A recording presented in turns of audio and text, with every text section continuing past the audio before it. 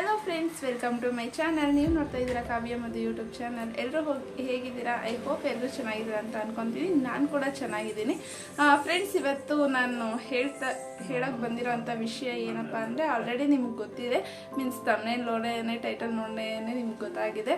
ನಾನು ರಾಜ್ಯ ಸರ್ಕಾರಿ ಹುದ್ದೆ ಬಗ್ಗೆ ಹೇಳಕ್ಕೆ ಬಂದಿದ್ದೀನಿ. ಇವಾಗ ಒಂದು ಹೊಸದಾಗಿ ಒಂದು ಜಾಬ್ನ ಅನೌನ್ಸ್ಮೆಂಟ್ ಮಾಡಿದ್ದಾರೆ. ಸ್ಟೇಟ್ ಗೌರ್ನಮೆಂಟ್ ಜಾಬ್ ಅಂತಲೇ ಹೇಳ್ಬೋದು. ಯಾವುದು ಹೇಳ್ತೀನಿ ಅದಕ್ಕಿಂತ ಮುಂಚೆ ನನ್ನ ಚಾನಲ್ನ ನೀವು ಸಬ್ಸ್ಕ್ರೈಬ್ ಮಾಡಿಲ್ಲ ಅಂದರೆ ಪ್ಲೀಸ್ ಇವಾಗಲೇ ಚಾನಲ್ನ ಸಬ್ಸ್ಕ್ರೈಬ್ ಮಾಡಿ. ಹಾಗೆ ವಿಡಿಯೋ ಇಷ್ಟ ಆಯಿತು ಅಂದರೆ ಲೈಕ್ ಮಾಡಿ, ಶೇರ್ ಮಾಡಿ. ಚಾನಲ್ ಸಬ್ಸ್ಕ್ರೈಬ್ ಮಾಡಿದ್ಮೇಲೆ ಪಕ್ಕದಲ್ಲಿರೋ ಬೆಲ್ ಐಕನ್ ಮೇಲೆ ಕ್ಲಿಕ್ ಮಾಡಿ, ಆಲ್ ಸೆಲೆಕ್ಟ್ ಮಾಡಿ.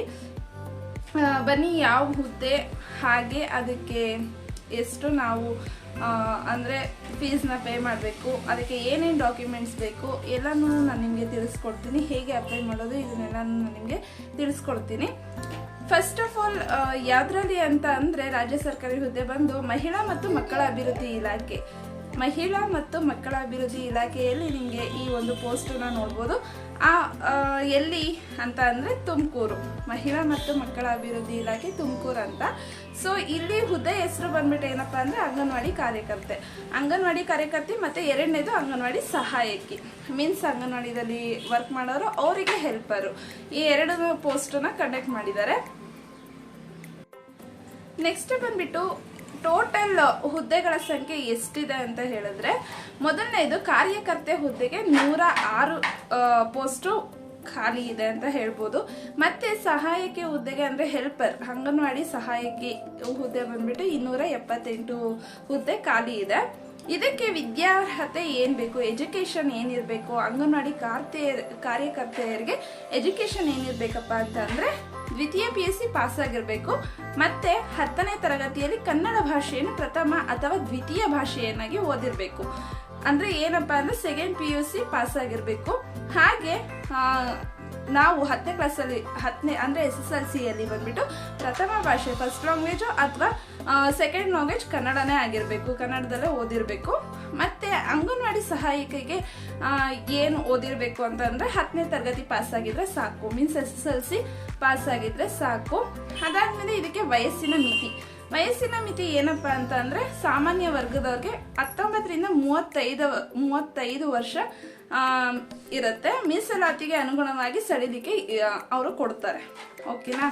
ನೆಕ್ಸ್ಟು ಬೇರೆಯವ್ರಿಗೆ ಎಲ್ಲರಿಗೂ ಮಾಮೂಲಿ 35 ವರ್ಷದವರೆಗೂ ಅರ್ಜಿ ಶುಲ್ಕ ಬಂದ್ಬಿಟ್ಟು, ಅರ್ಜಿ ಶುಲ್ಕ ಏನೂ ಇಲ್ಲ. ಫೀಸ್ ಬಂದ್ಬಿಟ್ಟು ಶುಲ್ಕ ವಿನಾಯಿತಿ ನೀಡಲಾಗಿರುತ್ತೆ, ಮೀನ್ಸ್ ಏನೂ ಇಲ್ಲ ಅಂತ ಆಯ್ತಾ. ನೆಕ್ಸ್ಟು ಈ ಹುದ್ದೆಯಲ್ಲಿ ಹೇಗೆ ಆಯ್ಕೆ ಮಾಡ್ಕೊತಾರೆ ಅಂತ ಅಂದರೆ, ನೀವು ಅರ್ಜಿ ಹಾಕಿರ್ತೀರಲ್ವ, ಆ ಅರ್ಜಿಯಲ್ಲಿ ಅಂದರೆ ನಿಮ್ಮದು SSLC ಮಾರ್ಕ್ಸ್ ಕಾರ್ಡ್ ಹಾಗೆ PU ಮಾರ್ಕ್ಸ್ ಕಾರ್ಡ್ ಎಲ್ಲ ಅಪ್ಲೋಡ್ ಮಾಡಿರ್ತೀರಲ್ಲ, ಅದರಲ್ಲಿ ಬಂದ್ಬಿಟ್ಟು ಮಾರ್ಕ್ಸನ್ನು ಚೆಕ್ ಮಾಡ್ತಾರೆ. ಹಾಗೆ ವಿಧವೆ ಅಥವಾ ಅಂಗವಿಕಲರು ಅಥವಾ ಆಸಿಡ್ ಎಲ್ಲ ಹಾಕ್ಬಿಟ್ಟಿರ್ತಾರಲ್ಲ, ಸೊ ಆ ಸಂತ್ರಸ್ತೆಯರಿಗೆ ಈ ಥರ ಚೆಕ್ ಮಾಡಿಬಿಟ್ಟು ಅವರಿಗೆ ಅಂಕನ ನೀಡಿ ನೇಮಕಾತಿನ ಮಾಡ್ಕೊತಾರೆ. ಓಕೆನಾ.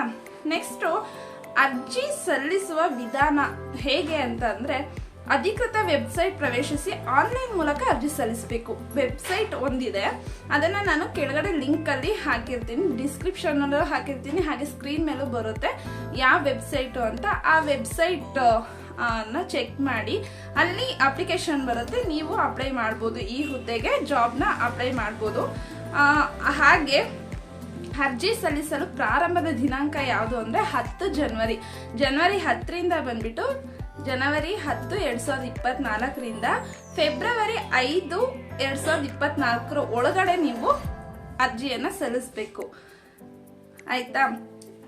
ಡೇಟ್ ಕೂಡ ಗೊತ್ತಾಯಿತು ನಿಮಗೆ, ಎಜುಕೇಷನ್ ಬಗ್ಗೆ ಗೊತ್ತಾಯಿತು ಇದರಲ್ಲಿ. ಹಾಗೇನೇ ವೆಬ್ಸೈಟ್ ಕೂಡ ನಾನು ಕೆಳಗಡೆ ಲಿಂಕು ಅಥವಾ ಡಿಸ್ಕ್ರಿಪ್ಷನಲ್ಲಿ ಹಾಕಿರ್ತೀನಿ, ನೀವು ಕ್ಲಿಕ್ ಮಾಡಿಬಿಟ್ಟು ನೀವು ಚೆಕ್ ಮಾಡ್ಕೋಬೋದು, ಹೋಗಿ ಅಪ್ಲೈನ. ಅದಾದಮೇಲೆ ಇದಕ್ಕೆ ಶುಲ್ಕ ಅಂದರೆ ಫೀಸ್ ಎಷ್ಟಾಗುತ್ತೆ ಅಂತಂದರೆ, ನೋ ಫೀಸಸ್ಸು. ಎಲ್ಲನೂ ನೀವು ತಿಳ್ಕೊಂಡಿದ್ದೀರಾ ಅಂತ ಅನ್ಕೊತೀನಿ. ನಾನು ಹಾಕಿರೋ ಕೆಳಗಡೆ ಲಿಂಕ್ ಅಥವಾ ಡಿಸ್ಕ್ರಿಪ್ಷನಲ್ಲಿ ಹಾಕಿರೋ ವೆಬ್ಸೈಟ್ನ ನೀವು ಚೆಕ್ ಮಾಡಿ, ಅದರಲ್ಲಿ ಫಾರ್ಮ್ನ ಫಿಲ್ ಮಾಡಿಬಿಟ್ಟು ಅದರಲ್ಲಿ ಏನೇನು ಡೀಟೇಲ್ಸ್ ಕೇಳಿದಾರೆ ಎಲ್ಲನೂ ಕೊಟ್ಬಿಟ್ಟು ನೀವು ಅಪ್ಲೈ ಮಾಡ್ಬೋದು. ಇದಿಷ್ಟು ರಾಜ್ಯ ಸರ್ಕಾರಿ ಹುದ್ದೆ ಬಗ್ಗೆ ನಾನು ಕೊಟ್ಟಿರೋಂಥ ಮಾಹಿತಿ. ಐ ಥಿಂಕ್ ಸೊ ನಾನು ಕೊಟ್ಟಿರೋ ಮಾಹಿತಿ ನಿಮಗೆ ಇಷ್ಟ ಆಗಿದೆ ಅಂತ ಅನ್ಕೊತೀನಿ. ಇಷ್ಟ ಆಗಿದ್ರೆ ಏನು ಮಾಡ್ಬೇಕು ಹೇಳಿ, ವಿಡಿಯೋಗೆ ಒಂದು ಲೈಕ್ ಮಾಡಿ, ಶೇರ್ ಮಾಡಿ, ಹಾಗೆ ಚಾನಲ್ನ ಸಬ್ಸ್ಕ್ರೈಬ್ ಮಾಡಿ. ಮತ್ತಷ್ಟು ವಿಡಿಯೋ ನಿಮಗಾಗಿ ಬರುತ್ತೆ. ಸೊ ಚಾನಲ್ನ ಸಬ್ಸ್ಕ್ರೈಬ್ ಮಾಡಿಬಿಟ್ಟು ಬೆಲ್ ಐಕಾನ್ ಮೇಲೆ ಕ್ಲಿಕ್ ಮಾಡಿ, ಆಲ್ ಸೆಲೆಕ್ಟ್ ಮಾಡಿ. ಮತ್ತೆ ಸಿಗ್ತೀನಿ ಮುಂದಿನ ವಿಡಿಯೋದಲ್ಲಿ. ಅಲ್ಲಿವರೆಗೂ ಥ್ಯಾಂಕ್ ಯು.